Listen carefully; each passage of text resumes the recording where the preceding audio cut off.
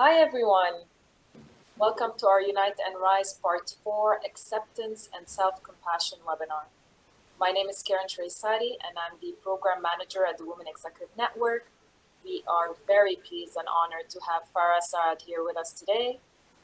Farah Saad is the founder of Be Kalm, a mindfulness consulting agency that specializes in stress and anxiety management and integrating wellness into the workplace through a full range of practical results-driven services, including customized workshop, internal audits, and mindfulness implementation plans to help business maximize their team's potential.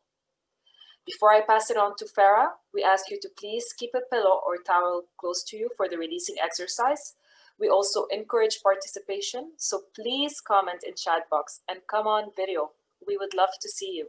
Now on to you, Farah. Enjoy the session, everyone. Thank you so much for that introduction, Karen. And thank you everyone for coming on video. I appreciate that. So I'm just going to share some slides here first and then we'll get started. There you go. So can everyone see that okay? Yeah? Okay, perfect. So my name is Farah, as mentioned, and today my goal is to just share a little bit about mindfulness, what stress and anxiety is, how these triggers show up in our body, and what we can do to cope with the stress and anxiety. As mentioned, then we'll be going through a releasing exercise, and yes, for this exercise, I do want you to keep a pillow or towel close to you.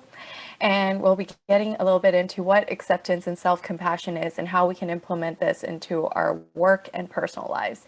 And then I'll be taking you through another guided meditation, and we're going to end with a bit of reflection and question and answer period. So I do have some ground rules to get started. I do encourage everyone to find a quiet place and to make this workshop safe and respectful and welcoming for everyone. Please, no inappropriate comments or judgments allowed. Please keep your mic on mute unless you're speaking. And everyone will be on mute during the meditation to avoid any disruption. But if you do have a question, as mentioned, we do encourage participation. Please either raise your hand and I'll try to get to you as quickly as I can, or otherwise comment in the chat box and I will keep an eye on that throughout the event as well. Again, if you can, put your phones away for this and just have fun and relax. So, out of curiosity, has anyone what have you heard about mindfulness? How familiar are you with it? I'm just curious with this group. And what have you heard about it? If you can write it in the chat box, I would love to hear what your thoughts are. Oops. Yes, Heather wrote being present. Nicola wrote staying in the moment. You all have it correct. So mindfulness is the practice of being present in the current moment while being aware of our thoughts and emotions in this moment. So it sounds like a lot of people here are fairly familiar with it. And that's amazing to hear. And if you're not, we are going to get into a little bit more today, so no worries if this is, your first experience with it. So before I get into it, what I do want to talk about is anxiety. Yes, Leslie, it has become a very common word we hear a lot. And it's interesting because even though it's called mindfulness, really it's about being more in touch with our body and the thoughts and emotions in our body. So I always find it interesting how it's called mindfulness, even though really it's deeper than that. So before I get into that, what I want to talk about is anxiety a little bit. Now, I'm sure everyone here at some point has felt some kind of anxiety in their life. And we actually have a poll here today I'm curious to know how everyone's feeling today. So Gary, I'm not sure if it's coming up because I'm not seeing it on my screen yet. There it is. So I'm curious, can everyone just take a second to fill this out and let me know where are you today? How are you feeling on a stress level? Are you feeling very stressed? You're feeling okay and you feel you can cope with it, or not stressed at all?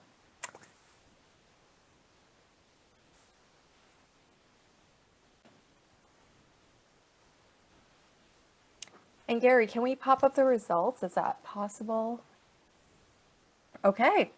So this is wonderful. So it shows that 50% of people today are feeling okay, which I'm so happy to see. There's about 8% of us that are very stressed. So I'm hoping some of these guided meditations we'll do today will help you feel a little bit more at ease. And 38% feel stress, which is fairly normal. And honestly, stress is actually not a bad thing. It can actually be really good for us too, because it can help us come back into homeostasis. So let's first talk about anxiety. As I mentioned, a lot of us feel anxiety on some level on a daily basis. For me right now, it's as simple as going to Costco. Grocery shopping gives me anxiety lately because of all the preparation that goes on prior to actually going for my grocery run, right? And I'm curious, like how are you feeling? How is COVID being for you? And I would love for you to share in the Zoom chat box, like what's your anxiety level at? What has been causing your anxiety?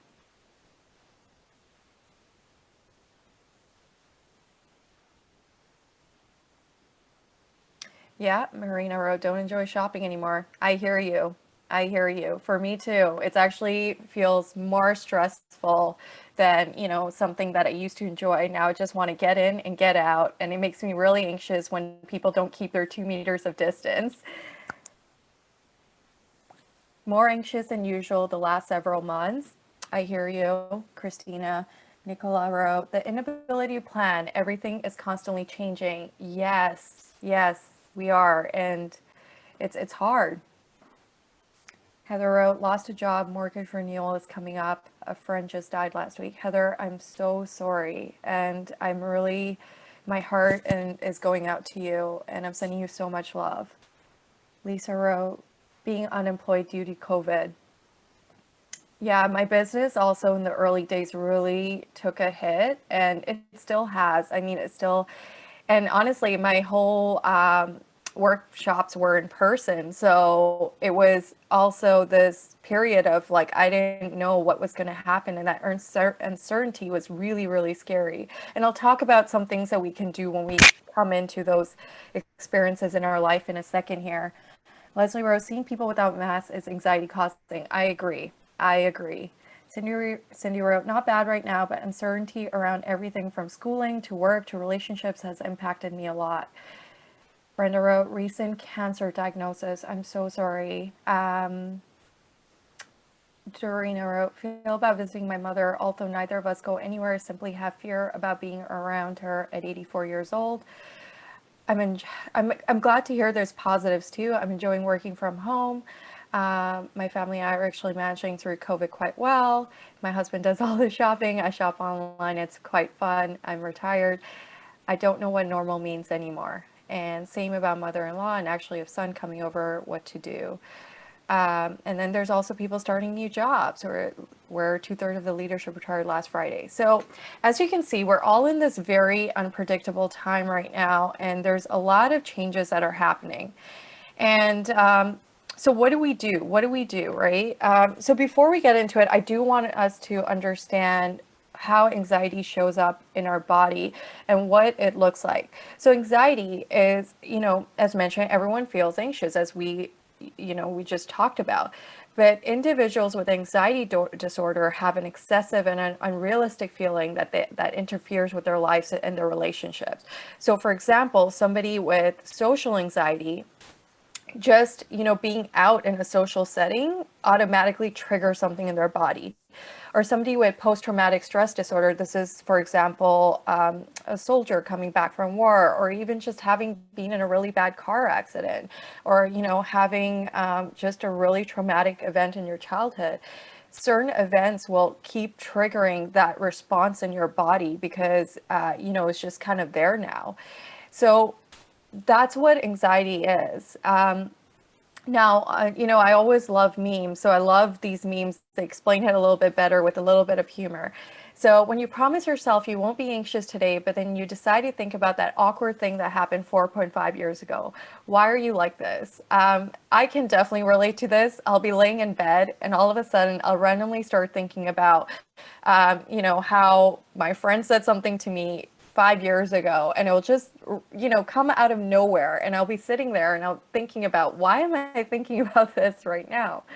And, another example is, and for, you don't know why, but sometimes you just can't sleep, and, you keep staying up at night, and it's the anxiety, but you don't know what's causing it.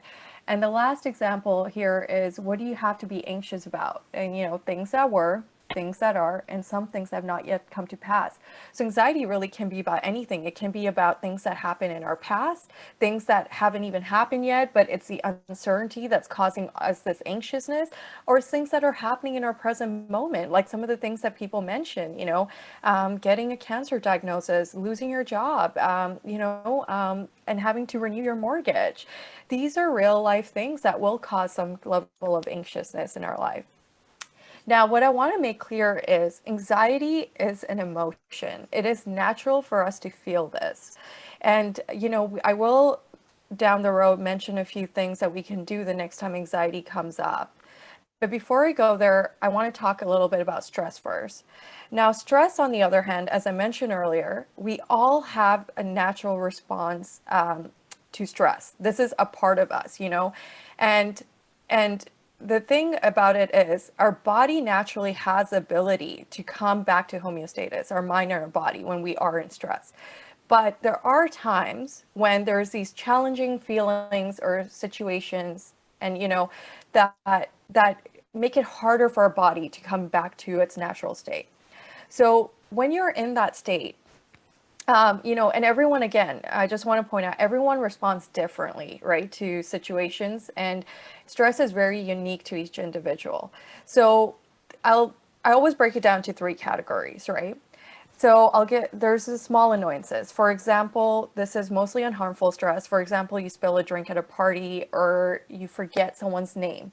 Now, this is, you will feel stressed out for a little bit, but your body will naturally come back to its homeostasis state.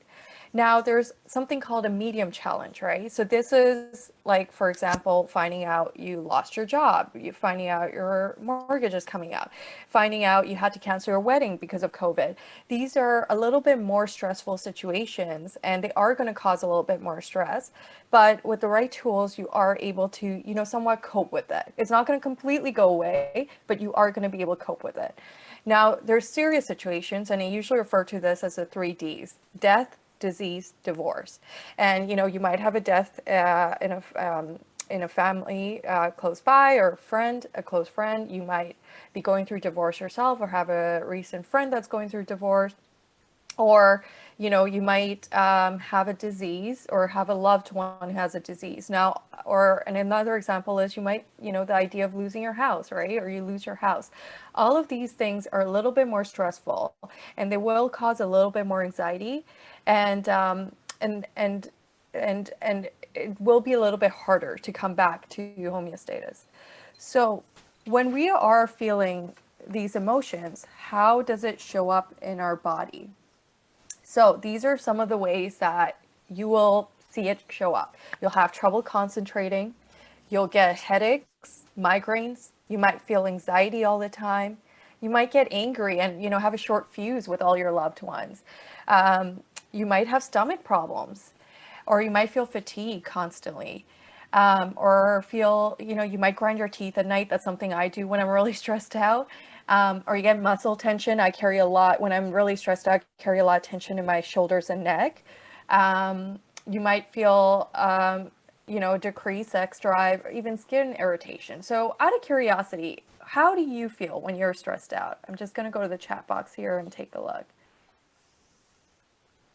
Oops.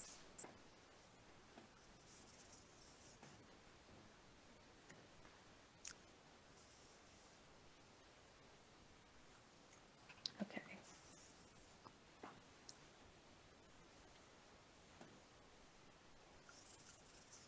There it is. Okay. Yeah, getting knot in shoulders, muscle tension. Yep. Tense shoulders, appetite loss, fear of failure. Oh yes, the fear of failure is very, very big one contributor. Anxiety, headaches, muscle tension, fatigue, muscle tension. Yep. Yeah, these are all natural. How many feel their mind is very chaotic in the moment, and even though you're trying to concentrate, you just can't come back? And you know, you're thinking at 100 miles an hour, your heartbeat goes up. Yeah, desire to quit. Yeah, stomach upset. That's awesome, Sylvia. You wear your night guard. I am still not good at that. I'm supposed to be, but I'm glad you do. Marina wrote skin irritation. Yep. Wow, that's amazing, Marina, that your eczema cleared up with mindfulness exercise. I'd love for you to share about that later. Keeps on running. Yep. Mind racing 100. Yep. So, yeah. So we all have been there at some point where, you know, the stress takes over in our body and these symptoms show up. So what do we do? You know, and sorry, we just did this exercise. So yes, we identified in our body. So what do we do when this comes up, right? Like, how do we cope with this? So I always talk about, you know, there's always, so there's a couple of different things, right? Now there's something called building a daily routine, which I'll go into a little bit, but this is like, for example, going for walks because you know that makes you feel good, right? In nature. Now I know the winter is coming, this might be a little bit harder, but that's something that, you know, some kind of exercise is really important because, so I always talk about, you know, talk about the mind, the body, and the spirit, and taking care of all three things. So the body aspect, you know, this is where exercise comes in. This is where eating healthy comes in, drinking 8 cups of water. All of these things will have an impact on our mood. So when we are stressed out, it's natural for us to not want to eat healthy. It's natural for us to, you know, do the opposite of what we need to do. And that's okay too. I always say, give yourself the things that your body's craving, but find that balance of, okay, so if I'm going to eat out today, I'm going to make sure to, you know, eat really healthy the next day. I'm going to make sure to exercise the next day or do something. So it's all about balance at the end of the day, right? So the other things that we can do, obviously right now it's a little bit harder, but since we can't go for a massage, the way I am, you know, making up for that is, you know, I bought some massage oils.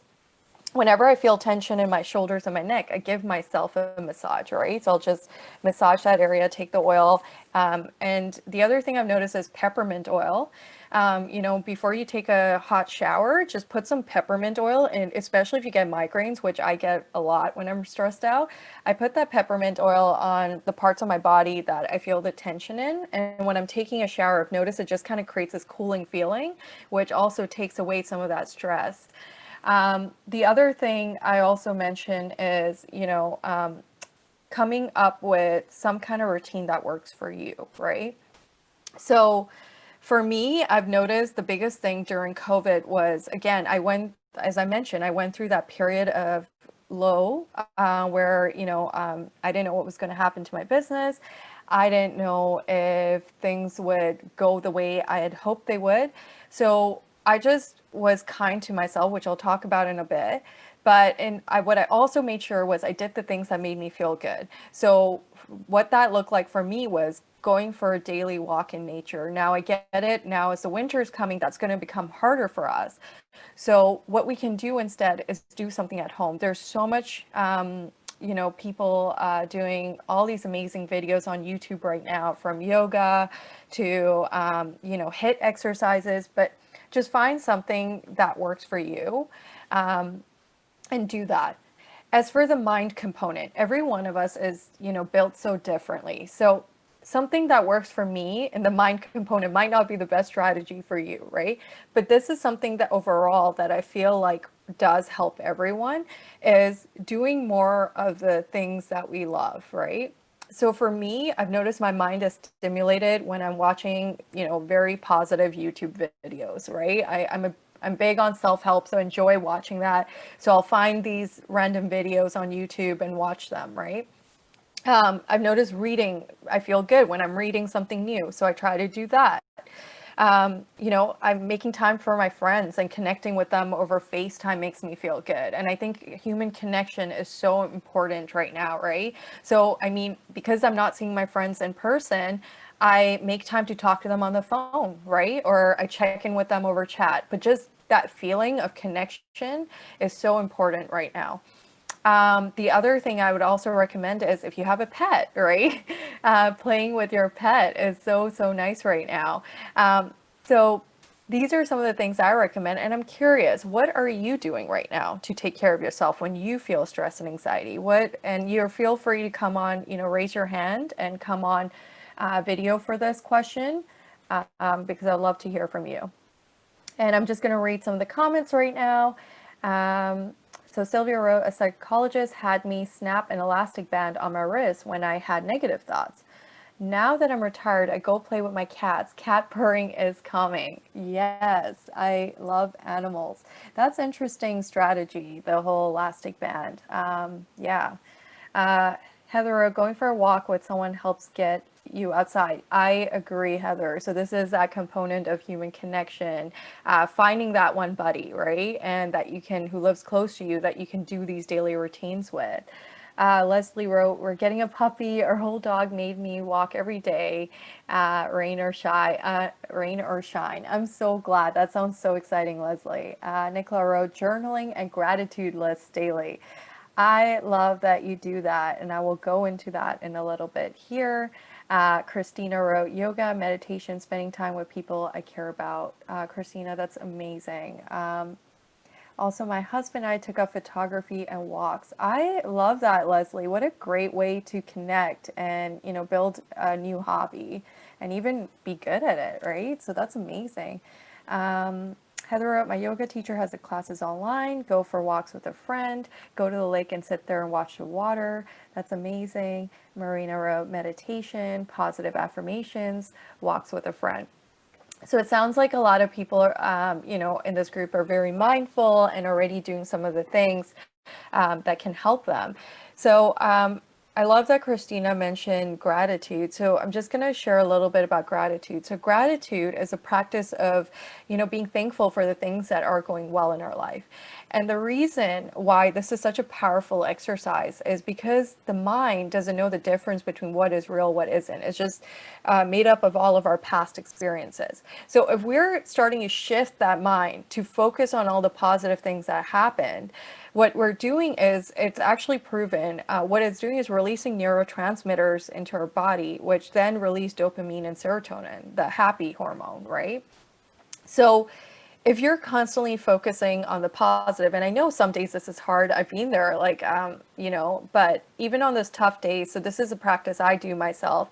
Every day before I go to sleep, as I'm laying in bed, I go through my day and just go through all the things I'm grateful for that happened that day. Now, as mentioned, Christina mentioned here, you can actually keep a journal, which is actually really even more powerful because when you're writing, again, it's another source of connecting your body to your mind. And so the way some people do it is, they write down 3 gratitudes daily. And Christina, you can share the way you do it. Now, you can write, I'm grateful for 1, 2, 3, and then list them out. Now, this could be in the morning, this could be in the evening, depending on how often you journal. There's also journals out there that help you get started in this practice. There's something called a 5-minute journal, which just helps people get into that practice as well. So there's a couple of different ways to practice gratitude in your life. The other thing I do sometimes is I do it with a friend. Like if we're both having really, really bad days, I'll just go and I'll be like, okay, what's one thing you're grateful for? Let's just keep listing everything that we're grateful for. And, as we're listing it, we're noticing our mood shift. We're noticing we're getting into a more happier state. So that's one of the things I recommend. Marina over here wrote positive affirmations. So affirmations is another really powerful exercise. Affirmations are affirming something that we want to create more in our life. Now, I will get into this a little bit later because I'll do it in a practice. The thing with affirmations is, because obviously, like as I mentioned, our mind, based on past experiences, might have trouble accepting certain affirmations that we're saying.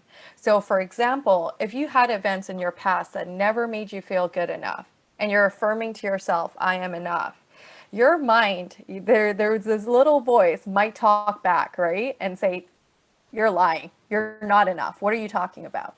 But what you're doing with these affirmations is, if you're doing them daily, you are reprogramming your mind to start believing that.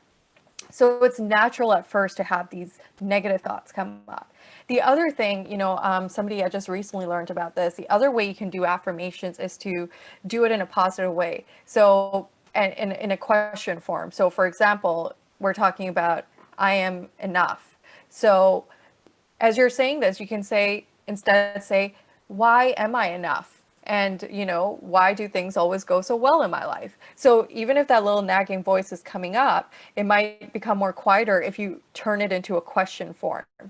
The thing with, the one exercise I always tell people to start with is, stand in front of the mirror every day, look yourself in the eyes, and like really look yourself in the eyes and tell yourself, I love you in your name, or I love myself. It's actually really powerful to say I love you in your name, because what you're doing is because the thing is, we're building a relationship with ourselves, right? The same way we do with others. So when you're saying I love you in your name, you're building that inner relationship with yourself the way you would with a friend. You're getting to know yourself. So I really encourage you to try that. And I'll be honest, even when I tried this years ago, the first couple of times it was really, really hard for me. I had trouble even just making eye contact with myself. And obviously, the more I practiced it, so I did this daily. I started noticing after 2 weeks, I did notice an impact in how I started feeling about myself. I could look into my eyes more. And again, I realized it's because, prior to that, I never really even I never really felt good enough. I never felt good. I never really loved myself because I was so busy focused on the external. I was so busy taking care of everyone around me that I hadn't really done that relationship building with myself. So what this exercise helped me do was build more of a relationship with myself. And then, as I kept doing it, so now what I do is in the morning when I'm brushing my teeth, I look myself in the eyes and I say, good morning, Farah. I love you and I'm so proud of you, right? And this is something that just helps me connect with myself, helps me feel good. On the difficult days, I'll go stand in front of the mirror and I'll tell myself, you did good today. I'm proud of you. And it's okay that you're not feeling 100% today. And it's again, just affirming that. Another exercise that you can do while laying in bed, is put one hand just over your heart, so over your heart center, and just say, you are safe, all is well, and you're doing great today. And I've noticed even just doing that is, it builds more of this connection to our deeper self, and it makes us feel safe. So now what I want to get into a little bit is meditation. Out of curiosity, how many people are familiar with meditation? It sounds like some people are, because I can tell some people are already meditating on their own. But I'm going to talk a little bit. There's many different kinds of meditation out there. And these are some of the ones that are the more popular ones, you can say. So visualizations are, usually this is in a guided session. You might be listening to somebody, this could be with a therapist, or this could be with a practitioner, a mindfulness practitioner, but they're taking you through an experience. So they're getting you to visualize a specific place, like a mountain or by the water. But the reason behind the visualization is to help you get into a more calm state, right? And sometimes certain, being in nature or certain places triggers positive responses in us. The other way visualizations can be used is for example, if you're trying to create something in your life. So if you want to, because it's proven, because your mind doesn't know the difference between what is real and what isn't, if you're getting your mind to focus on what you want to create, you're more likely to create it versus, being stuck in what is. So the way you can, include visualizations in your life is, I always say start with a perfect day. What does a perfect day look like for me? Or, what is it that that I would be doing? And sorry, I'm losing my voice here. So the way that can work is,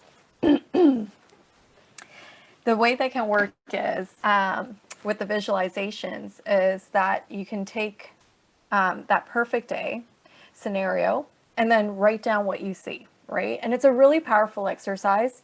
And what happens is, you open yourself up to opportunities and these new that you might not have even thought of, right? It's opening your brain up to really anything. And it's a beautiful exercise, and it's very, very powerful. Another one is, writing down in your visualization, or just, taking a couple of minutes to meditate and then writing down, in my wish fulfilled, and then what it is that you desire in your wish fulfilled. And then just write down freely whatever comes out. It's a great way to also look into yourself and figure out, okay, what is there really on a deeper self? The other question to really ask yourself is, who do I want to become? Right? That's a really powerful question that I encourage everyone to sit with. So another type of meditation is sound healing. Now, sound healing, so there are certain frequencies, and these frequencies have an impact on our body. So, for example, there's a couple of scientists that did a couple of different studies around this. So, for example, 432 hertz, when your body hears a sound, it relates it to the same emotion that you would feel when you're in love, or when you're feeling loved, or when you are, when you are loved. So it's interesting. I've played around a little bit with sound healing. And then there's something called sound baths, and the Tibetan bowl. So there's so many different kinds of things out there. The ones that I used were, again, the frequency music. So you're supposed to listen with noise canceling headphones, because it's just supposed to be a more powerful experience. There is something to be said. You might not notice like an extreme change, but I've noticed if you do it consistently for 3-4 weeks, you start noticing an impact. Your body does have an impact on it. So it is very, very powerful long term. The other thing which we will do today is a guided meditation. So, we're going to do a bit of a guided meditation and mindfulness meditation. So during the guided meditation, I'll take you through some affirmations and gratitude. And then during the mindfulness meditation, we're going to focus more on our thoughts and our emotions. So we're going to do a bit of both today. The other thing you can do is movement meditation. So movement meditation is more when you're just moving, so for example, when you're going for a walk. So now this is for somebody who has trouble just sitting still, and you're trying to start meditating, but you're having trouble with it because, you just can't sit still. So what I encourage people to do, this is someone like you, is the next time you're going for a walk, do it with intention. So focus on your breathing. And I'll get into that a little bit here shortly, but focus on your breathing. And as you're walking, and if you're walking in nature, for example, start touching the things around you. So if, for example, you're near a tree, touch the tree. If there's leaves around you, touch the leaves. What you're doing is you're bringing all your attention into this present moment as your senses are interacting with this. So you're bringing in your eyes, you're bringing in your smell, you're bringing in touch. All of this is helping to bring you more into this present moment. So that's a good way to start, and it will have the same effect as meditation. So on the days where I'm really, really anxious and I'm having trouble sitting still, I do a movement meditation. I'll go for a walk and I'll focus on my breath. I'll touch the things around me, and I'll just focus on breathing while I'm walking. And I've noticed it has that same effect as if I'm sitting in meditation. So that's a really powerful way to do it. Another thing is mantra meditation. So this is where you're focusing on a specific mantra, like I love myself, or it could be something more spiritual, Om Mani Padme Hum, Waheguru, Allahu, anything that really connects with you. It could be an affirmation, everything flows to me easily and effortlessly. But what you're doing is by focusing on this mantra, you're bringing all your focus to that. And it is very, very powerful. I've done a bit of work with this as well. And if you're trying to release something, and sometimes if it feels stuck, this really helps, I've noticed, to get into that deeper state. So does anyone have any questions? Because I know that was a lot. No? Okay. So what are the benefits of meditation? So some of the benefits are, it will reduce stress and depression because as I mentioned, it releases, the more you're practicing it, the more you're getting into calm state, the more you're releasing the positive, happy hormones like dopamine and serotonin. It does regulate your heart rate and it increases your happiness and your energy as well. It also does bring harmony to your life and improves your focus and memory because it actually has been proven. It expands the hypothalamus, the area of our brain that's used for memory and focus. The people that meditate a lot, they have a bigger span of that. It also balances your emotions and your immunity. So there's a lot of these positive benefits to meditating. And I'm sure some people here who are already meditating already notice some of these differences, and I would love for you to share in the chat box. So for somebody starting, how do you do this, right? And what I always mention again, for me, there were so many misconceptions about meditation before I went into it, I'll be honest. So up until 4 years ago, I would try meditating. And for the life of me, I could not sit still. I would struggle and, and a therapist would try to take me on deeper meditation. I just couldn't go there. Until I did this, I kind of did it the intense way. I decided to do a 10-day silent meditation where, for 12 hours a day, all you're doing is meditating, not talking to anyone. And, and so for 12 hours, you're just meditating. And so what happened in that process, because they tell you not to write, not to talk to anyone, just focus on yourself. I noticed finally this shift happening inside me of, where I could finally kind of differentiate like how this mind is always going to be there. This idea that your mind's supposed to become quiet. No, that's impossible. It's never going to fully become quiet because the truth of the matter is maybe when we're dead, that's when it will. And we're not. So it's actually a very positive thing. It's not a bad thing that if your mind is wandering, that's very, very normal. And honestly, I wish somebody had told me that before, because I think before I would be so hard on myself trying to meditate because all I would notice is my mind wandering. All I would notice is, how I kept flinching because I didn't want to sit still. And until I just realized, you know what, it's okay for my mind to wander. And I acknowledge that part of me. I noticed my meditation just got easier. So I just want to debunk this myth that if you think like meditation, sitting on the ground, your mind going blank, no. I will tell you right now, for somebody who's been meditating actively for 4 years now, there are certain days where I have the greatest meditations and, I feel like I'm going in very deep. And there's other days where I just have trouble sitting still and, and my mind's running 100 miles an hour. So there's no right or wrong way to meditate.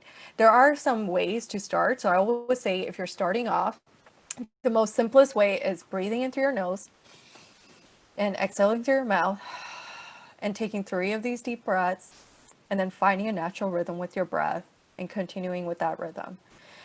And again, finding a comfortable place. So this doesn't have to be on the ground.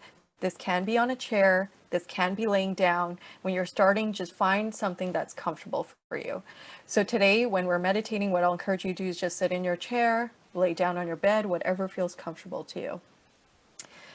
Again, you can close your eyes. It is encouraged, but I know for some people that's really hard and they don't like closing their eyes. If that is the case, just find a point in front of you that you can focus on and just focus on that point for while you're focusing on your breathing. And a good way to start is just scanning your body. So what that means is as you're breathing, and we'll do a little bit of it that together later, but I always say, just visualize, this white light moving through you. Just observe if there's any sensations that are occurring as you're moving, this energy through your body, because you will start noticing sensations. You might notice a tightness in your shoulders.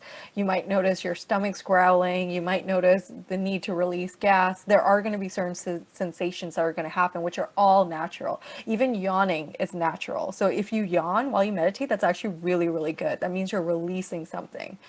And the other thing, as I mentioned, is yes, your mind is going to wander, and that's okay. Just acknowledge it when you can and return back to your breath. That's all we have to do. So that's a good, and again, I know it says here to start 10 minutes every day, but honestly, even 2-3 minutes to start is very, very powerful. If you're doing just 2-3 minutes every day for a week, then, you know, go up to 5 minutes in the second week, and then make it a goal by the end of the month to be at 10 minutes, right? And because again, even just like a few minutes is so powerful. And you'll notice that shortly when we do a meditation here, how powerful it is. I'm just going to take a look at the chat quickly. Dorina wrote, hallelujah, so I'm normal. Yes, it's very normal. You're normal. Everyone's normal. Paula wrote, be selective if you meditate to music or sounds. There is a high correlation between listening to music, songs written in a minor key, and the stimulation of anxiety or the feelings of sadness. Oh, Paula, thank you for sharing that. That's very interesting. I could see that, you know, and as I mentioned, this is where, you know, maybe to start, listen to some of that high frequency music. So if you look up love frequency 432 hertz, and I'll actually share some material with you in an email after as well for some music. We actually also have a Spotify playlist. So this is some of, you know, the music I use for meditation, and, you know, I'm very selective in what I choose, but this is music that will help you stay calm and focused, and it's very powerful. So I believe that we will share that in the group chat shortly or later as well. So you're welcome to use that music as well. Okay, so how do you feel about trying to meditate now? And we'll do a little bit of this releasing exercise too. I might wait to do this. I'll see how I feel. But what we're going to start off by doing is, again, just first focusing on our breath. And what I'll see is how the group is feeling. And then I'll maybe take us in deeper based on the feedback I get. Okay, so let me just share my music here. Give me a second. Just gonna stop the thing for this so I can see everyone.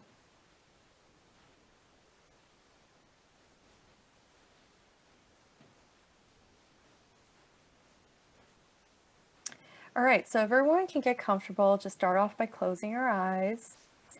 And again, you can be sitting in your chair, just find a comfortable position, put your hands on your, you know, knees or whatever feels comfortable to you. And we're just going to start off by taking a couple of deep breaths in. So close your eyes. We're going to inhale through the nose and exhale through the mouth. Take another deep breath in through the nose. And exhale through the mouth. We're going to take another deep breath in. This time I want you to just release any tension and relax your shoulders as you exhale out. So we're going to take another deep breath in through the nose. And exhale out, relaxing your shoulders. I want you to continue to find a natural rhythm with your breath. Continue to just breathe. If you have any thoughts coming up, just acknowledge them. Say, I see you, and come back to your breath.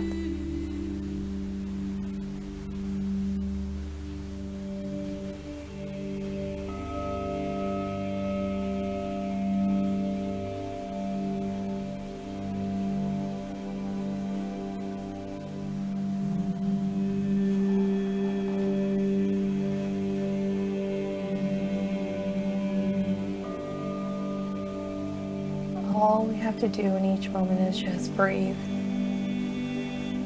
So whenever things get to be too much, just come back to your breath.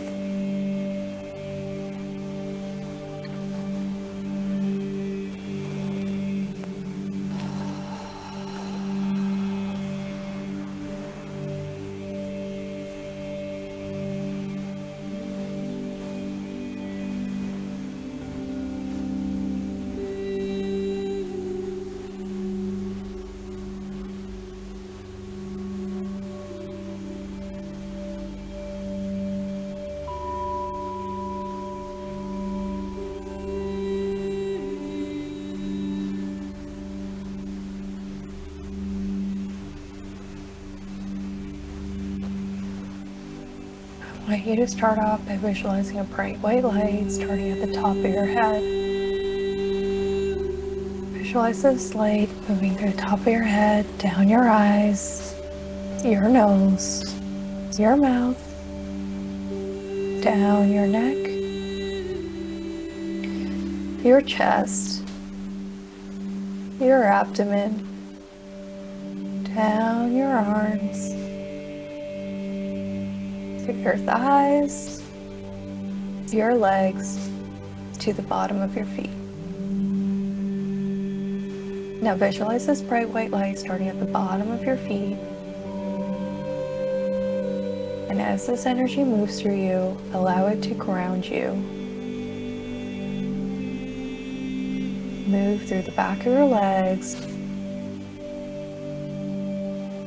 your thighs, your glutes, up your spine, your neck, to the top of your head again. Again, if you have any thoughts coming up, just observe them, acknowledge them, and come back to your breath.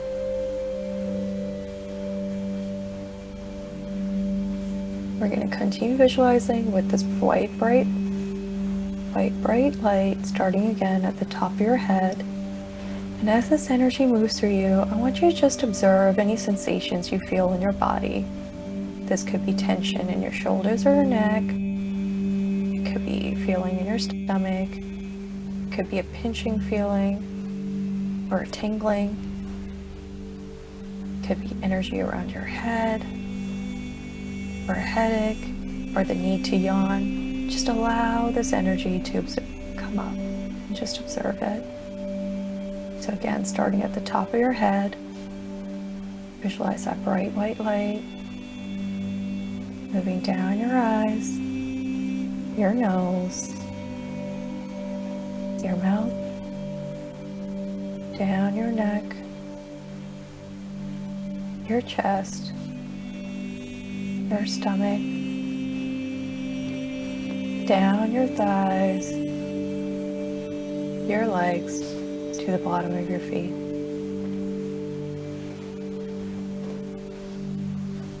Again, moving from the bottom of your feet to the back of your legs, your thighs, your glutes, up your spine, your shoulders, your neck, to the top of your head again. Continue to observe any sensations that you're feeling.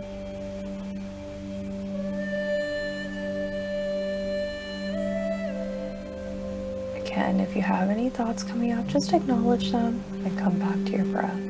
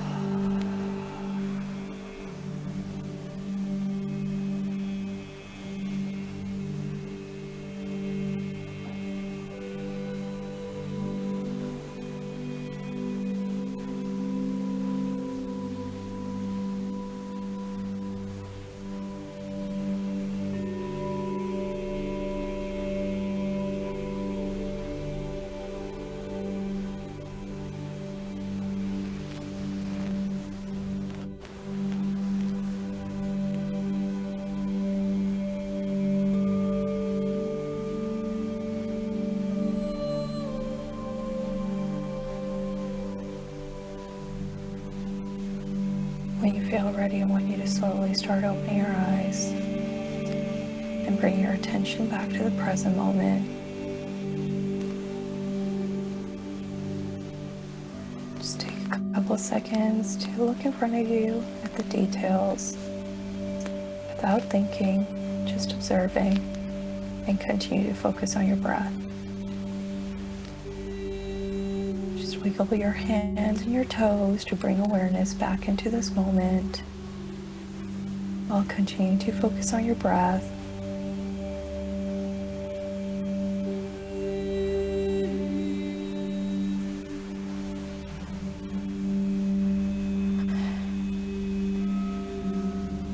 How did that feel for everyone?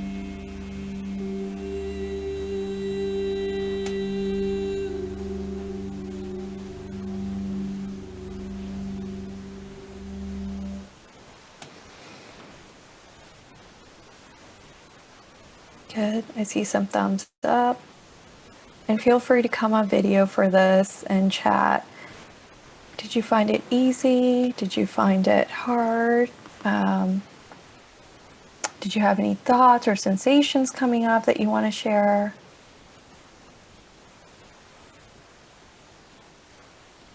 I'm seeing a lot of thumbs up. That's good. Was there, for anyone, was it hard? And that's okay if it was hard, because, you know, that's okay too. It doesn't mean it always has to be calming, right? Sometimes it can be hard. Thank you, Heather. I appreciate your authenticity and honesty. You mentioned it took a while to relax. Towards the end, I was able to release the tension in the jaw. That's good. I like the music with the guiding. I'm glad to hear that, Dorina. Thank you. Christina wrote, really enjoyed it even though I was distracted. I appreciate that. Okay, so it sounds like some people were having a little bit of trouble concentrating, and that's okay. Oh, that's amazing, Robin. That's a good thing. Feeling energy, heat in the face, that's good. Myra wrote, it was wonderful. Can you send a recording of the meditation session? I've had the most successful meditation ever. Please send the music link. Yeah, Myra. So the music's actually on Spotify. This was called Canticle of Light. And I believe they will share that here shortly. And I actually do weekly meditation circles as well, which are welcome to join. They happen every Tuesday and Thursday for 1 hour, which I'll get into a little bit later. I'm glad. So the music really resonated with a lot of people.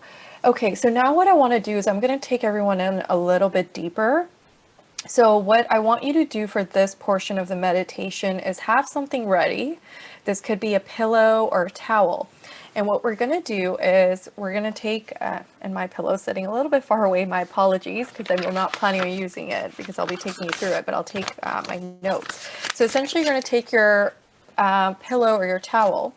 And if you feel like, you know, these emotions coming up, so this could be like somebody mentioned tension in the jaw, you might feel, you know, fatigue or stress or anxiety. If you have any of these emotions come up, I want you to slightly, like, just take the pillow. And I know this sounds really funny and strange, but I swear it works. And you just go, oh, and you're just letting out that energy into that pillow. Because what's happening is you're releasing that energy from your body. So, you know, and if you feel to, you can be as, if you're alone, feel free to be as loud as you want for this. Sometimes just go into my car and do this exercise because I just want to be really loud and let out all this tension. But what this is going to do is just, you know, sometimes there's energy there and we can't make sense of it. And it's trapped and it's, you know, distracting us from our day-to-day things. So what this is doing is it's giving us space to release that energy, right? So it can leave our bodies and we can create room for more, you know, of the things that we do want in our life. So we're going to do this together now. And so let me just get my music ready here.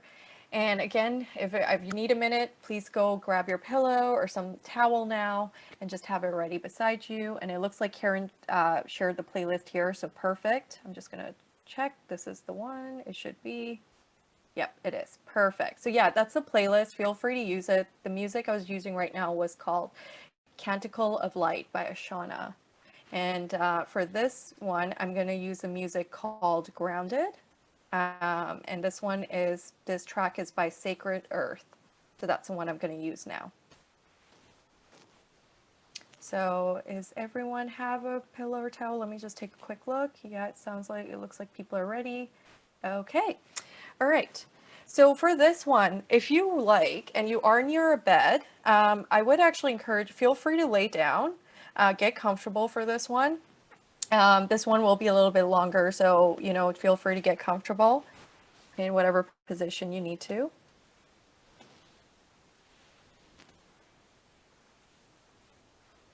And I'm just going to get my music ready in the meantime. All right. Okay, perfect. So again, just get comfortable, either lay down or in your chair. And we're going to again close our eyes. Just relax your body. Just let go of anything that you have, any tension, and just focus on your breath. So we're going to start off by taking a couple of deep breaths in. Inhale through the nose. And exhale through the mouth.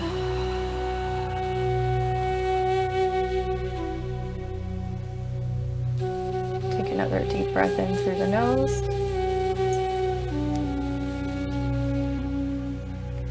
And exhale through the mouth.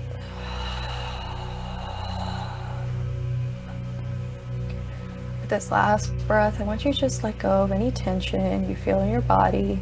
Let go of any thoughts you have coming up. And just focus on your breath. So we're going to take another deep breath in through the nose. And exhale out. Just let go of any tension. I want you to just continue to focus on your breath.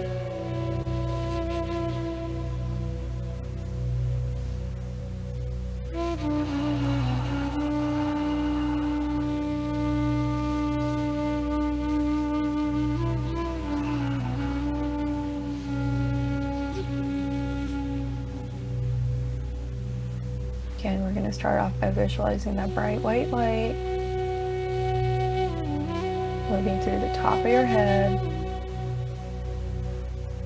down your eyes, your nose, to your mouth, down your neck, your chest, your abdomen,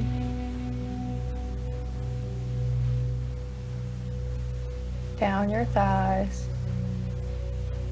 through your legs, down to the feet. As this energy moves again through your body, I want you to just observe any sensations you're feeling. This could be a tingling, this could be the need to yawn, or tension in your head, or your shoulders. I want you to allow this energy to surface now.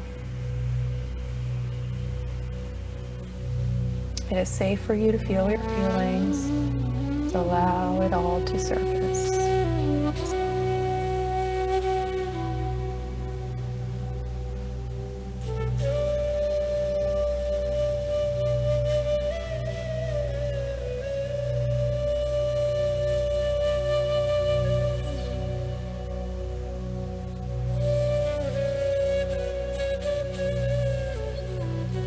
If you feel to now, take your towel, just let out whatever's coming out into that towel or pillow. Just scream, let it all out, or do a quiet just let it all out.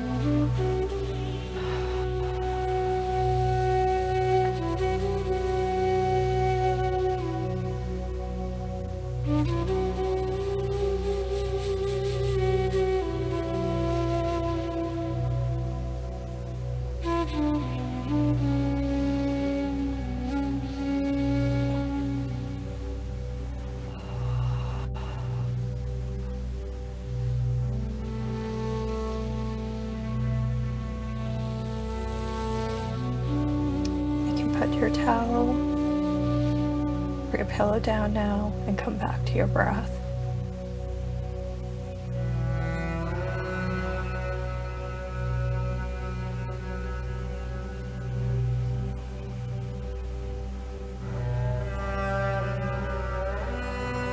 If you have any thoughts coming up, just acknowledge them. If you feel distracted, that's okay. Just acknowledge it. and come back to your breath.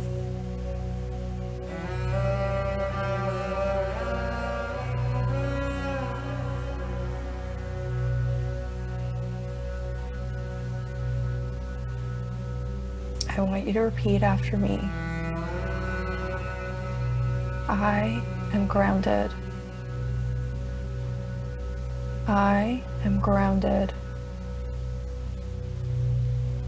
I am grounded. I love and accept myself exactly as I am. I love and accept myself exactly as I am. I love and accept myself exactly as I am. I am enough. I am enough. I am enough. All the right opportunities flow to me easily and effortlessly. All the right opportunities flow to me easily and effortlessly. All the right opportunities flow to me easily and effortlessly. I am healthy. I am healthy. I am healthy.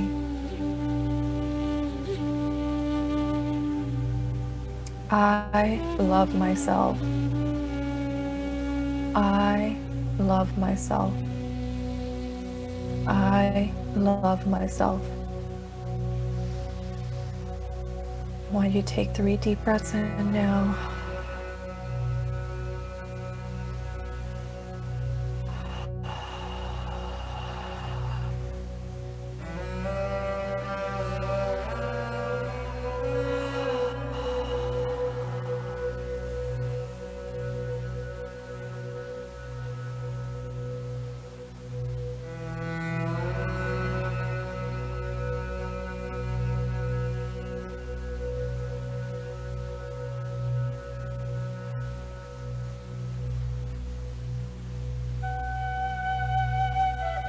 I want you to now answer this question.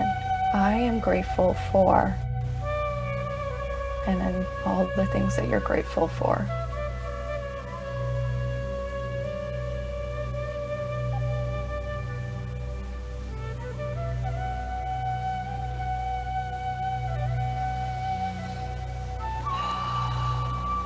I'm grateful for my family. I'm grateful for my home.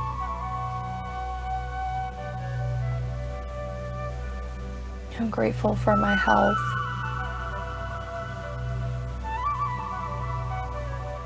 Grateful for my job.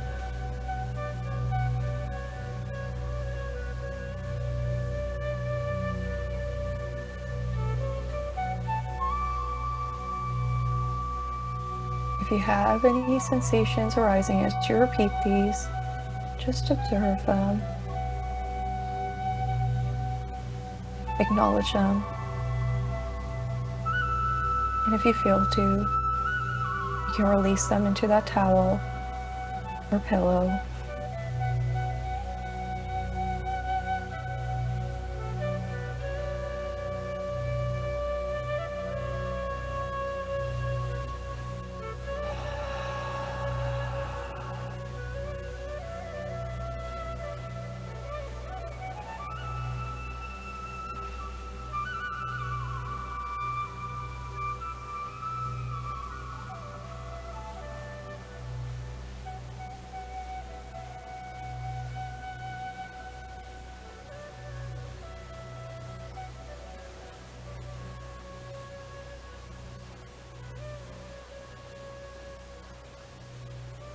I want you to continue to stay with your breath.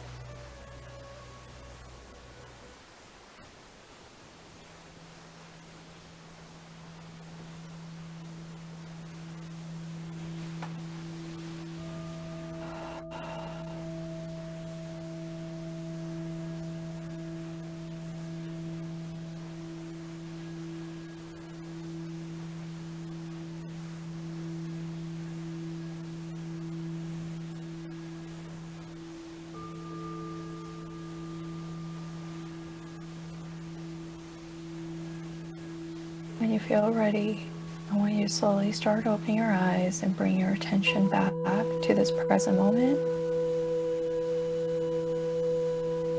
Just take a couple of seconds to wiggle your hands and your toes. Continue to stay with your breath.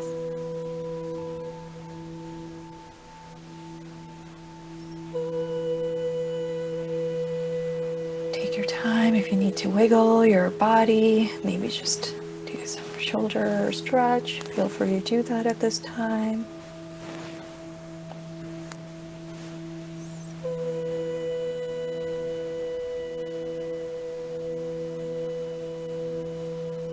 How did that feel for everyone?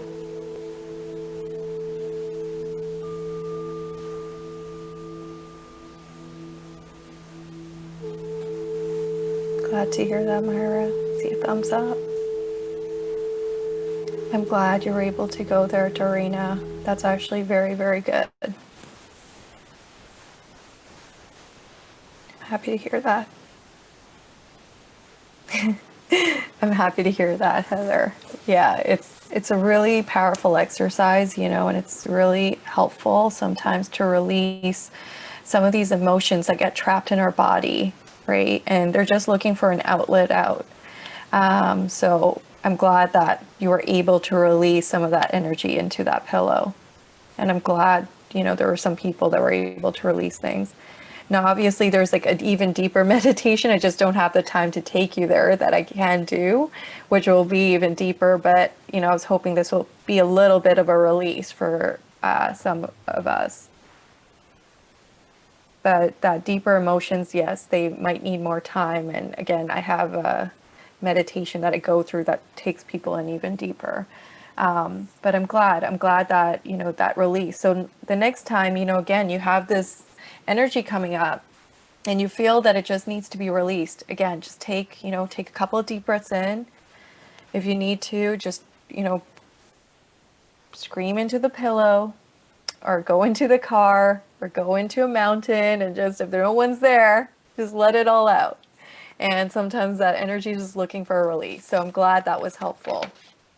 Okay, let's go back to the presentation. Let me just share this here. Sure.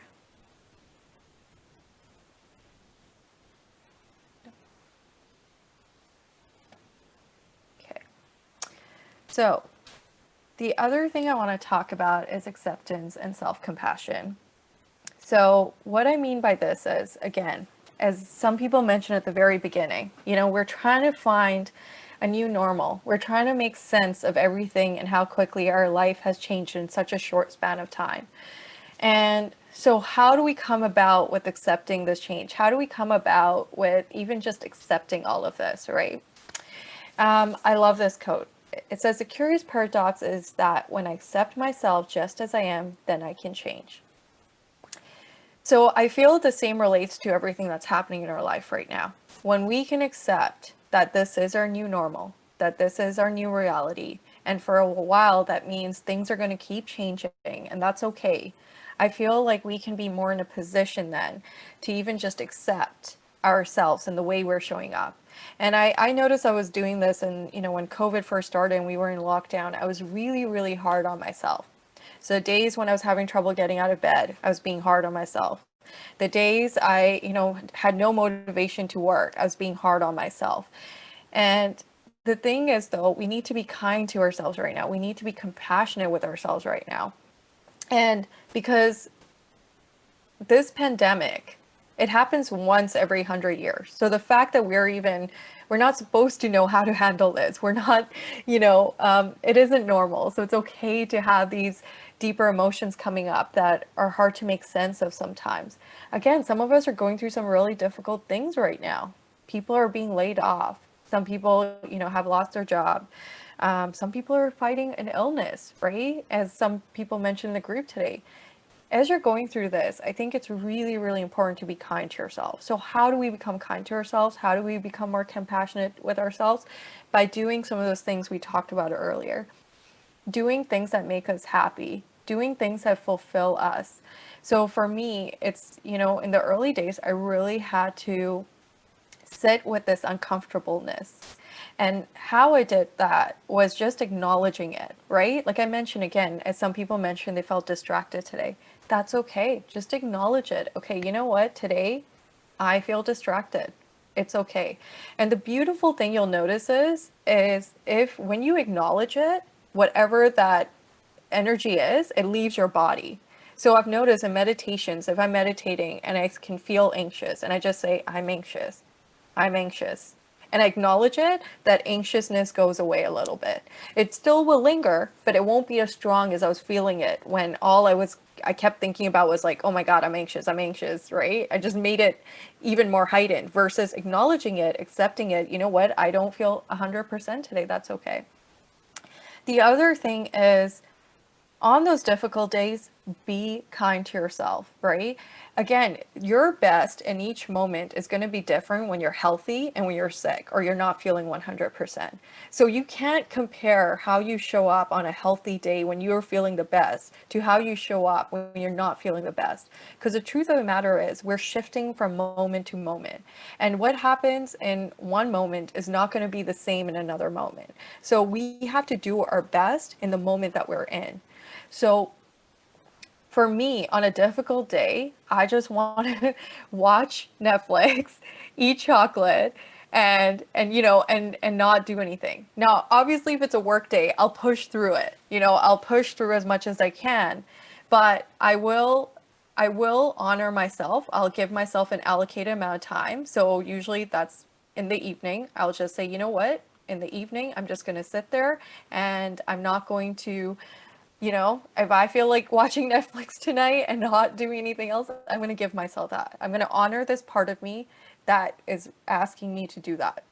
And the reason behind that is because I mentioned again, right? A lot of, and like I don't have time to go into this too much detail today, but there is this component of genetics and intergenerational trauma and our past experiences, right, that shape how we're sometimes feeling. So in order to release these feelings, we have to give them space to be, to breathe, right? And so it's really, really important that we acknowledge these sides of ourselves. So does that make sense? Does anyone have any questions?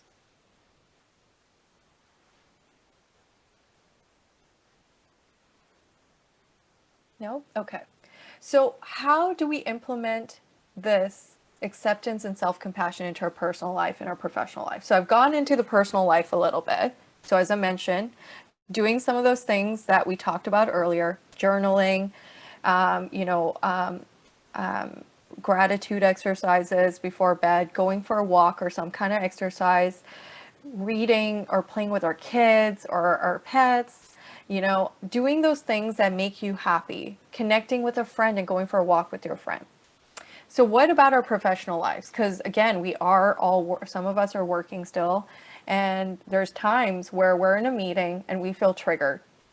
There's times when we're feeling this tension come up. What do you do in those moments? So one of the things that you can do in a professional setting, again, is I think we need to bring this humanness to our coworkers, right? So have days like I know some companies do like wine Fridays, or they'll have a board game night or something of that sort online. But it's really important to bring that humanness. And the other thing I talk about a lot is, why not meditate together, right? Before you start a meeting, take 2 minutes, take a couple of deep breaths in, put in some relaxing music and start with that. Then share, one win that you had last week, and share one thing you're grateful for. And by doing those things, you're more likely to then build more of that positive space and practice, right? The other thing I would also mention is, what are you doing? You're probably already doing some of these things. What are you doing right now to implement this acceptance and self-compassion into your life? I'd love to hear some thoughts.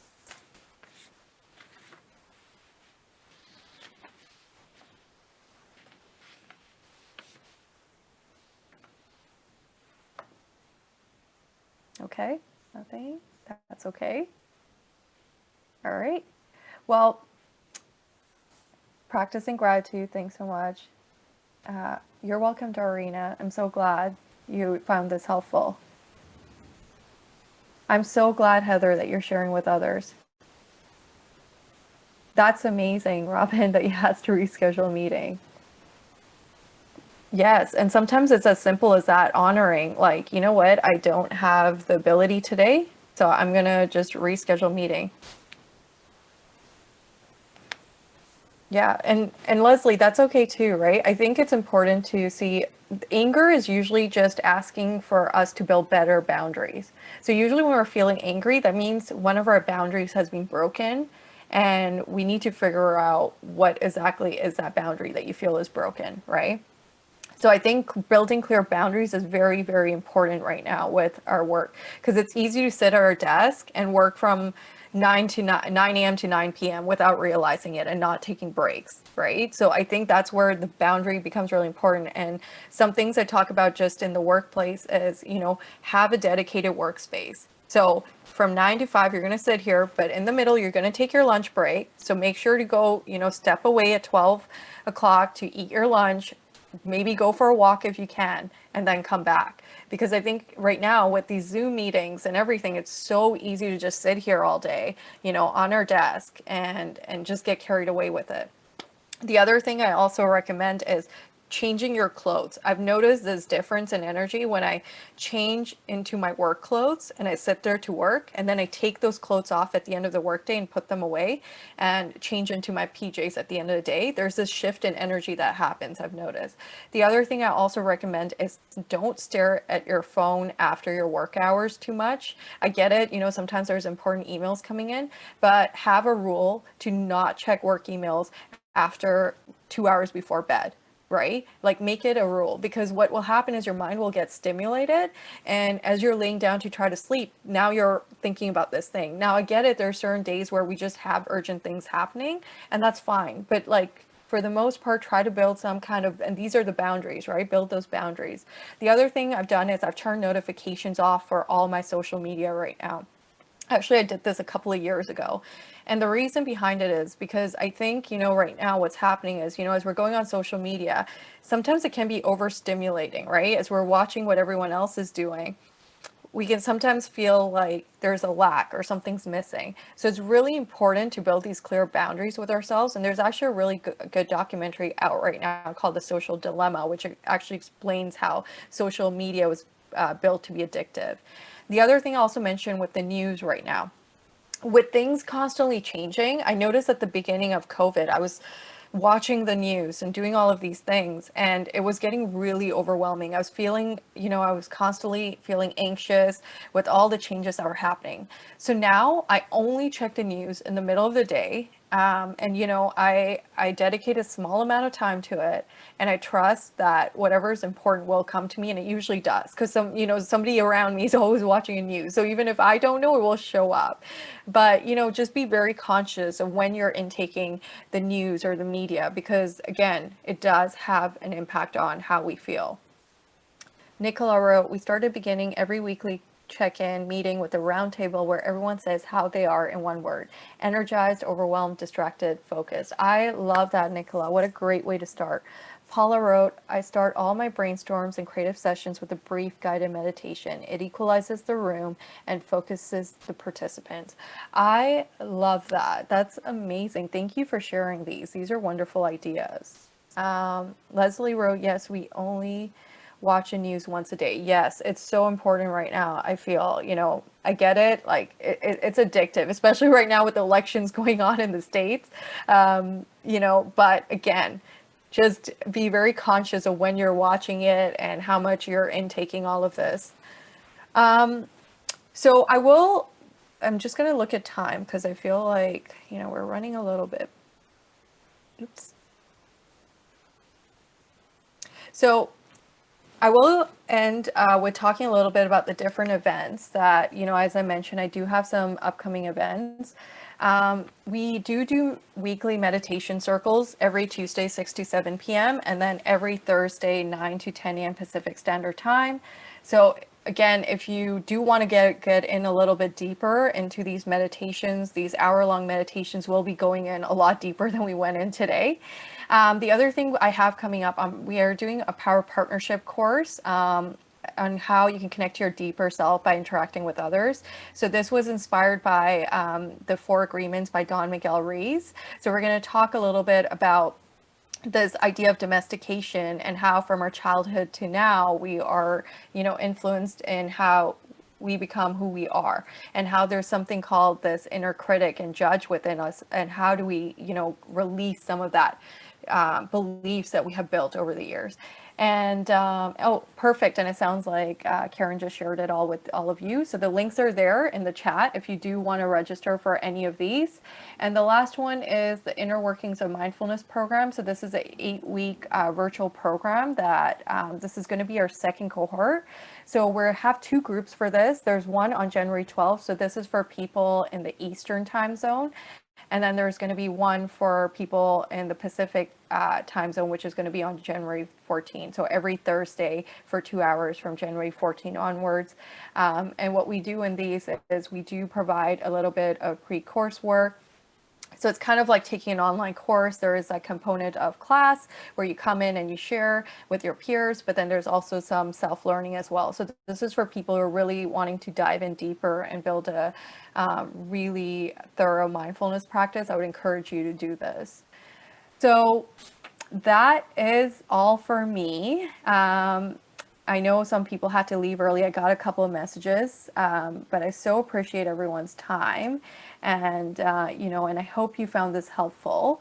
I'm just curious, does anyone have any questions? Anyone, or any thoughts or, realizations you had as we were doing this? I'd love for you to share. And please feel free to come on video, or, just even share on voice. And you're always welcome to type in the chat box if that's easier as well. So no pressure. But yeah, I would just love to know if there's any thoughts, any realizations or any questions. I did try to answer some of the questions people submitted, before. But if I missed anything, Karen, please let me know and I'm happy to answer it. I'm so glad, Heather. I'm really happy to hear that. And I really hope, some of you can join those weekly meditation circles because, again, those are made to go in deeper. I'm so glad, Marina. Thank you. Thank you. So to sign up, the forms, the Women Executive Network did just share it, but here's the link again. If we can just share it. I know some people are asking. These are the links to sign up for some of those programs I mentioned. Oops, accidentally sent it to. There you go. So those are the links to sign up.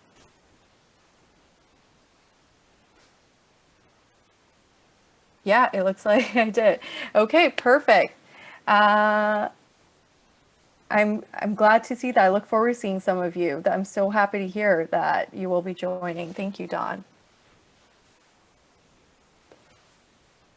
Thank you. I'm glad that you're feeling more calmer, Donna. I'm really happy to hear that. Perfect. Okay, if there's no questions or thoughts, I will leave everyone here. And if you do have any more questions or comments after, my information is available, I believe, in that slide. And again, we also are on Instagram and Facebook, and I do try to post daily mindfulness advice on there as well. That's the tag for it. And, you can keep up to date with upcoming events and everything that we do on there as well. But yeah. Perfect. Thank you so much. On behalf of WXN, we want to thank you so kindly for today. We're extremely grateful to have you share your wisdom and knowledge with our community. You're very gifted and we appreciate you. And to everyone here today as well, thank you for attending, and we trust that this is an experience that we can all carry forward. So thank you everyone very much.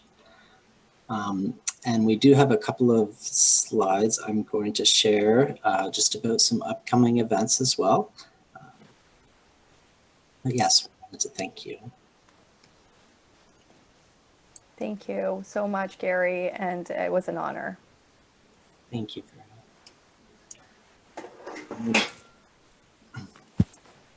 Actually, I'll just share Farah's social handles here one more time. Yeah, that appreciate that. Thank you.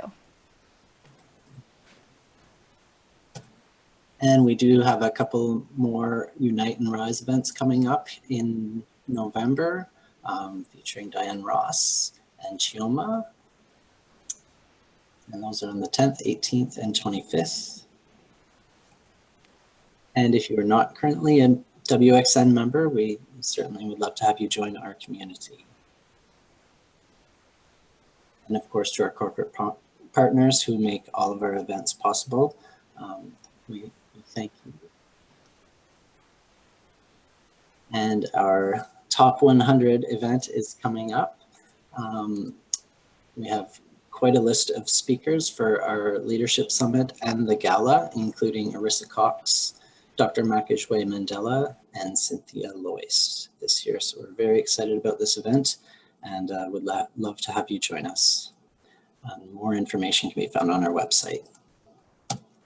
And once again, thank you everyone for attending. And we wish you all a wonderful day.